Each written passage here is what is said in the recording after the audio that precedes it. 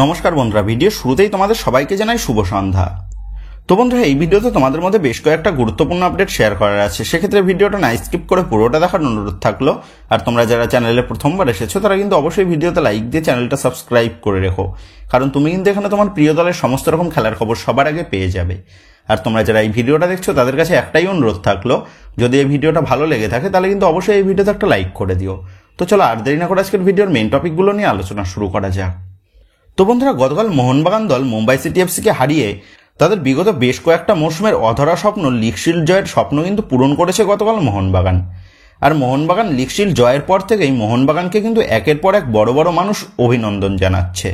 যেমন আমাদের দেশের প্রধানমন্ত্রী নরেন্দ্র মোদী, তিনি মোহনবাগানকে গতকাল শুভেচ্ছা জানিয়েছে আইএসএল এর লিগ শিল্ড জয়ের জন্য।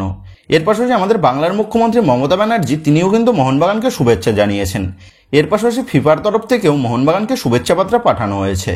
এবং এই লিগ থেকে, মানে যে লিগে ডিমিত্রি পেট্রাটস, জেসন কামিন্স, ব্র্যান্টন হামিলরা খেলেছিল, তো সেই লিগ থেকেও মোহনবাগানকে শুভেচ্ছা বার্তা পাঠানো হয়েছে গতকাল মোহনবাগানকে উদ্দেশ্য করে।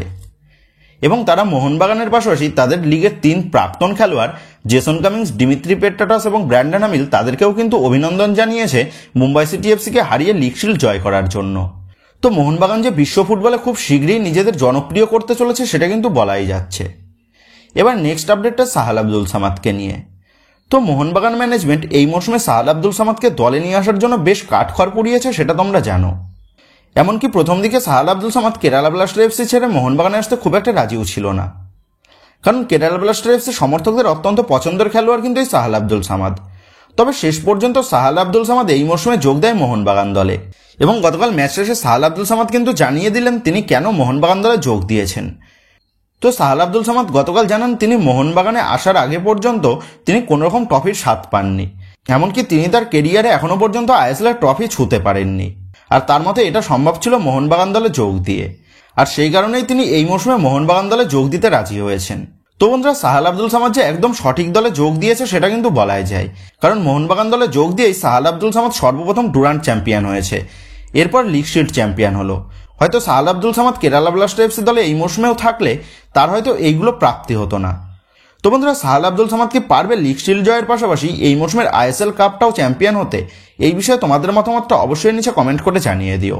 এবার নেক্সট আপডেটটা 34 বছর বয়সী Moroccan defensive midfielder player Mohamed Ali বেমামারকে নিয়ে। তো এই বেমামার এই মৌসুমে খেলছে নর্থ ইস্ট ইউনাইটেড এফসি দলের হয়ে।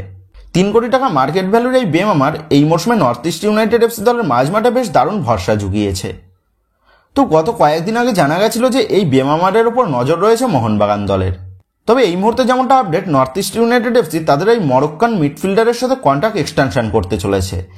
এবং যেমনটা আপডেট, এই বেমামারের কন্ট্রাক্ট এক্সটেনশনের বিষয়টা খুব শীঘ্রই নর্থ ইস্ট ইউনাইটেড এফসির অফিসিয়াল পেজ থেকে ঘোষণা করা হবে। এবার নেক্সট আপডেটটা, মোহনবাগান দল আইএসএল ইতিহাসে কোন রেকর্ড গড়ল, যেটা কিন্তু অবশ্যই সকল মোহনবাগান সমর্থকদের কাছে একটা অত্যন্ত গর্বের বিষয় হবে সেটা বলাই যায়। তো গতকাল ম্যাচ জয়ের পর মোহনবাগান দল আইএসএল এর ইতিহাসে প্রথম দল হিসেবে নিজেদের প্রমাণ করলো যারা এক মৌসুমে সবথেকে বেশি পয়েন্ট সংগ্রহ করেছে গ্রুপ পর্বে। এবং এর পাশাপাশি এই মৌসুমে সবথেকে বেশি অ্যাওয়ে পয়েন্ট নিয়ে কিন্তু আইএসএল ইতিহাসে রেকর্ড গড়েছে মোহনবাগান। তো আইএসএল ইতিহাসে মোহনবাগান কিন্তু একসাথেই জোড়া রেকর্ডগুলি গড়েছে গতকাল, যেটা কিন্তু সকল মোহনবাগান সমর্থকদের জন্য বড় একটা গর্বের বিষয় হবে সেটা কিন্তু বলাই যায়। তো বন্ধুরা, মোহনবাগান দলের এই রেকর্ডগুলো জানতে পেরে তোমরা কতটা খুশি হলে তা কিন্তু অবশ্যই নিচে কমেন্ট করে জানিয়ে দিও। তো বন্ধুরা, এই ভিডিওতে গুরুত্বপূর্ণ আপডেটগুলি তোমাদের মধ্যে শেয়ার করার ছিল। তো আশা করি ভিডিওটা তোমাদের ভালো লেগেছে। তো যদি ভিডিওটা ভালো লেগে থাকে তাহলে ভিডিওতে লাইক দিয়ে চ্যানেল সাবস্ক্রাইব করে পাশে থাকা বেল আইকনটা অবশ্যই প্রেস করে দিও।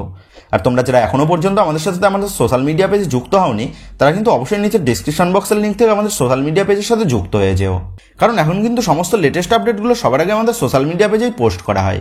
সেক্ষেত্রে তুমি তোমার প্রিয় দলের সমস্ত রকম খুঁটিনাটি তথ্য সবার আগে পাওয়ার জন্য তোমরা কিন্তু অবশ্যই মনে করো আমাদের সোশ্যাল মিডিয়া পেজের সাথে যুক্ত হয়ে যেও। তখন ফেসবুক এবং ইনস্টাগ্রামে গিয়েও তোমরা আমাদের এই চ্যানেলের নাম লিখে সার্চ করলে তোমরা আমাদের ফেসবুক এবং ইনস্টাগ্রাম পেজগুলো খুঁজে পেয়ে যাবে। সেক্ষেত্রে অবশ্যই কিন্তু মনে করে তোমরা আমাদের সোশ্যাল মিডিয়া পেজের সাথে যুক্ত হয়ে যেও। তো বন্ধুরা, এই ভিডিওটা এটুকুই ছিল। তো আসি বন্ধুরা, দেখা হচ্ছে পরের ভিডিওতে।